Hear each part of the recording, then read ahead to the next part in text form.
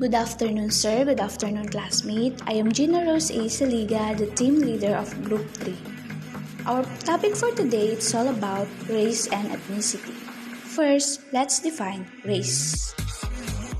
Race is a biological determinant, so it means determines the physical characteristic of a man, and also race is a categorization of human based on shared physical or social qualities into groups generally viewed as distinct within a given society. Secondly, let's define ethnicity. From the word ethnicity, it is derived from the Greek word ethnos, which means people who have the same distinctive culture. For example, a group of people identify themselves in terms of their social, cultural, language, religion, experience. And also, ethnicity can be reflected through common traditional clothes, music, arts, shared culture practice, perspective, and distinctions that set apart one group of a people from another. What is difference between race and ethnicity? When you're describing where someone comes from, two words come to mind, race and ethnicity. They are both used to provide some background on person in question. However, mean two different things and should be confused. The usage of race is divided based on some specific physical traits that all the members of the group must have. And also, people of the same race have various. So, race is considered to be a biological classification and can sometimes be determined by a physical appearance, and also a member of one race cannot join another race. While ethnicity is considered to be cultural identity, can sometimes be determined by manner of dressing, and also a member of one ethnicity can join another ethnicity. What are the importance of this topic? The importance of this topic are interactions between different racial groups are usually more positive than expected. For people of all background, conversation about race that present different identities are key to building empathy and understanding across groups, helping students learn about themselves and others. Now, let's proceed to the next reporter. Hello everyone, what is two kind of racism? Prejudice, racial prejudice is frequently used to justify keeping a group in a subordinate position, such as a lower social class. Conflict theories in particular stress the role of racial and ethnic hostility as a way for the dominant group to keep intact its position of status and power. In that this approach maintains that even the less affluent white working class uses prejudice to minimize competition from upwardly mobile minorities. This exploitation theory is clearly part of the Marxist tradition in psychological thoughts. Karl Marx emphasized the exploitation of the lower class as an integral part of capitalism. Similarly, the exploitation or conflict approach explains how racism can stigmatize as group is inferior so that the exploitation of that group can be justified as developed by Oliver Cox, 1942. Exploitation theory saw prejudice against blacks as an extension of the inequality faced by the entire lower class. So, discrimination. Racial discrimination is any discrimination against any individual on basis of their skin color or racial or ethnic origin. Individuals can discriminate by refusing to do business with, social with, or share with resources with people of certain group. Governments can discriminate in a factor fashion or explicitly in law.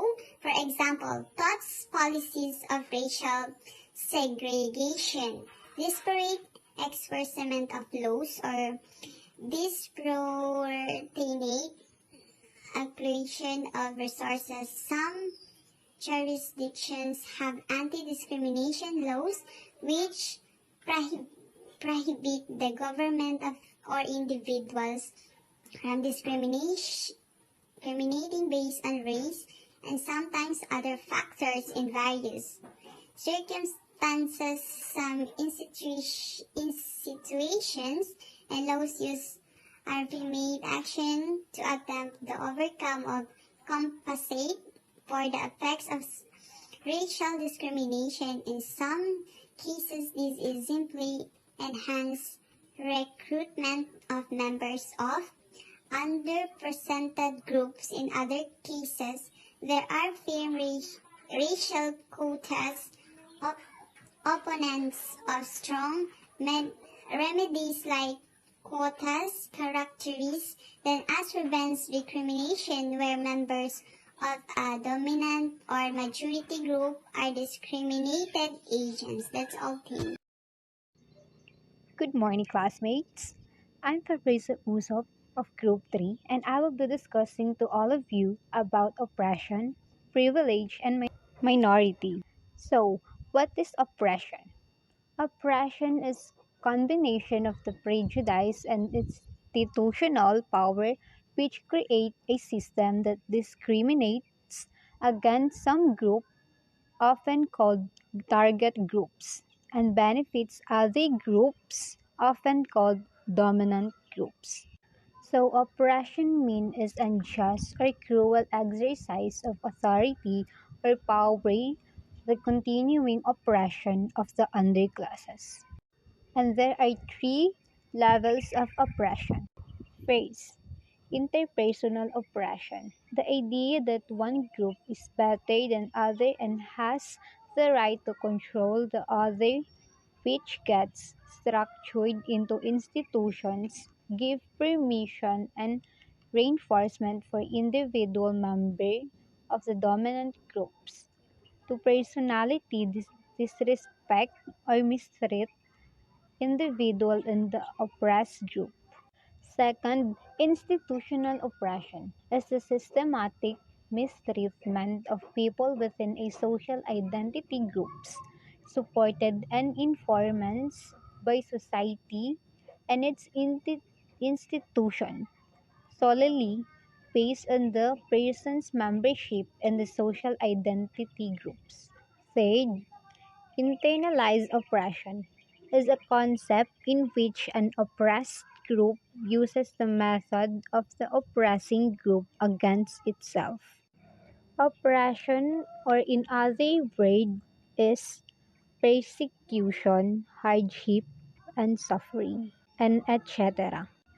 Privilege is a theory of special advantage or entitlement used to one's own benefits and or to the treatment of others. So privilege means having an advantage that is out of control and that you didn't ask for. There are 5 types of privilege that you didn't know. First is white privilege. Lacking white privilege can include being directly typecast or treated differently, but it can also mean not seeing yourself catered for by the society you live in. Second, religious privilege.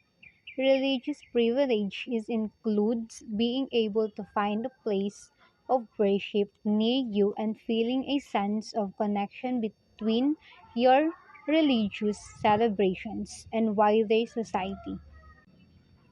For example, automatically having a day off from work of your religious holidays is a religious privilege.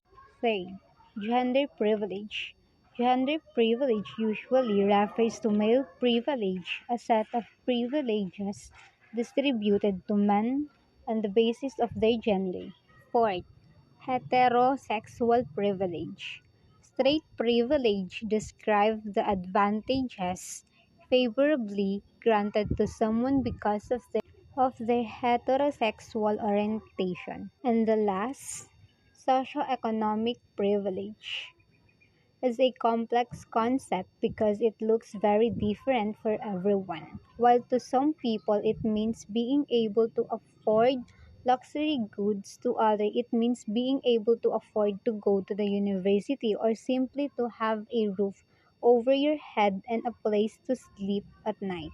Minority, a culturally, ethnically, or racially distinct group that coexists with but it's subordinate to a move dominant groups. As the term is used in the social sciences, this is subordinacy is the chief defining characteristic of the minority groups. So minority is refers to a group of people whose practices, race, religion, ethnicity, or other characteristics are fewer in members than the main groups of those classifications. Once again, I am Fabrice Usop. Thank you for listening. Hi, I am Anissa Alea K. Luna, and my topic for today is all about sociology logical perspective about race and ethnicity. What is functionalist perspective of race and ethnicity?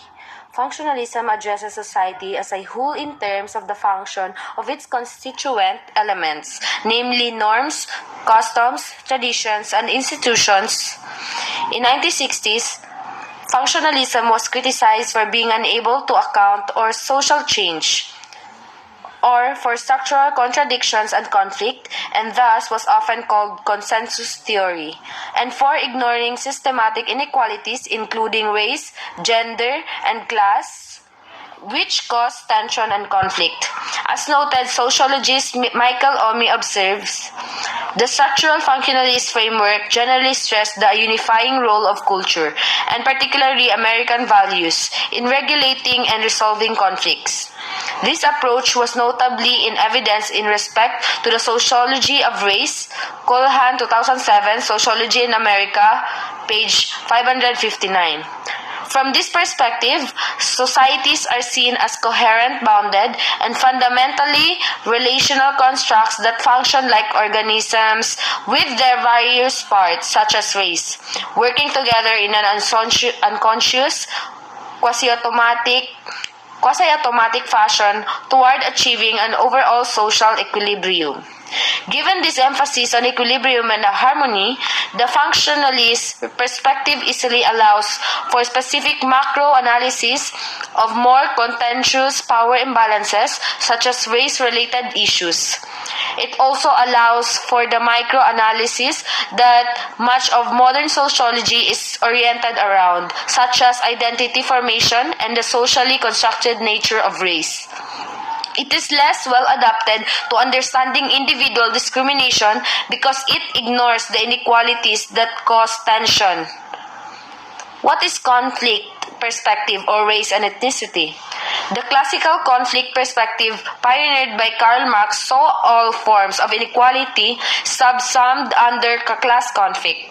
For Marx, issues related to race and ethnicity are secondary to class struggle. Other early conflict theorists saw racial and ethnic conflict as more central.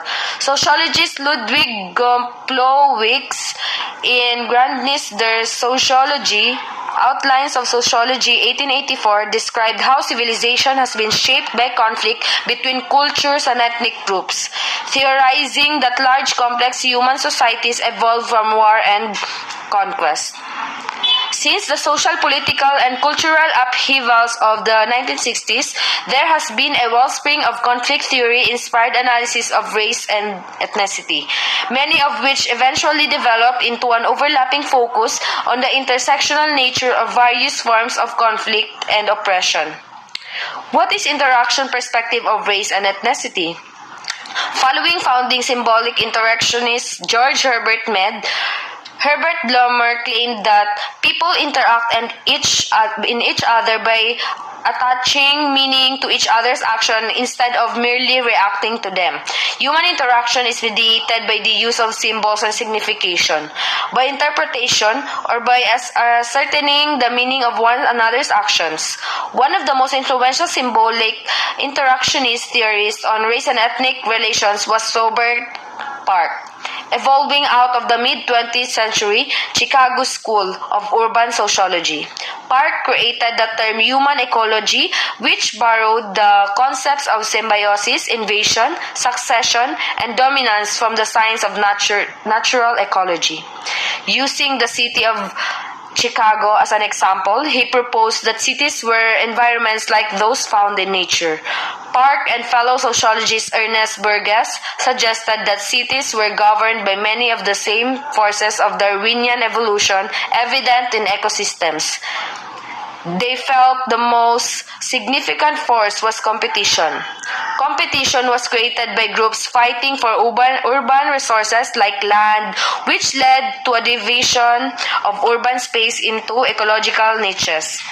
Within these niches, people shared similar social characteristics because they were subject to the same ecological pressure. This theory served as a foundation for his influential theory or racial assimilation known as the race relations cycle. The cycle has 4 stages: the contact, conflict, accommodation, and assimilation. The first step is contact, followed by competition. Then after some time, a hierarchical arrangement can prevail, one of accommodation in which one race is dominant and others dominated. In the end, assimilation occurs. Park declared that it is a cycle of events which tends everywhere to repeat itself, also seen in other social. My name is Arsalam Ambag, so I am reporting for 6 race groups. We have a white, African American, American Indian, Asian, Native Hawaiian, Pacific Islander Americans. White, also the term, can vary based context, nationality, and point of view. White is racialized classification of individuals and are skin color specifier commonly used for person of European heritage. This phrase has been used in the United States to refer to people of Mexican, South Asian, West Asian, and North African heritage who are often referred to as non-white in other cities. American Indian, Native Americans, also known as Americans Indian, First Americans, Indigenous Americans, and other titles are the indigenous people of United States, which include Hawaii and other U.S. territories at times and the mainland at times. There are 574 federally recognized tribes in the United States, which roughly half of them residing on Indian reservation. Indigenous tribe from the contiguous United States as well as Alaska Native are considered Native Americans. Asian people are the people of Asia having origin in any of the original peoples of the Far East, Southeast Asia, or the India subcontinent, including, for the example, Cambodia, China, India, Japan, Korea, Malaysia, Pakistan, the Philippines, Islander, Thailand, and Vietnam. Native Hawaiian. The Hawaiians are the indigenous Polynesian people of the Hawaiian Island. The traditional name of the Hawaiian people is Kanaka Maoli. And the last is Pacific Islander Americans. Oceanian Americans are Americans who are of Pacific Islander ancestry. For its purpose, the United States Census also count indigenous Australian as part of this group. Hello everyone, I'm Alibay Agia Melod. So let's talk about Filipino ethnicity and race. So the majority of the people in the Philippines are of Austronesian descent who migrated from Taiwan during the Iron Age. They are called ethnic Filipinos. The largest Filipino ethnic groups include the Tagalog, Cebuano, Ilocano, Bicolano, Kapampangan, Maranao, Maguindanao, and Tausug. About 8% of all Filipinos of Austronesian descent are tribal peoples. The Aborigines of the Philippines, called as Ayeta, who are descended from Negritos of the Andaman Islands, now constitute only 0.003% of the entire population. So this is an example of ethnic and race group of the Philippines. Number 1, Tagalog.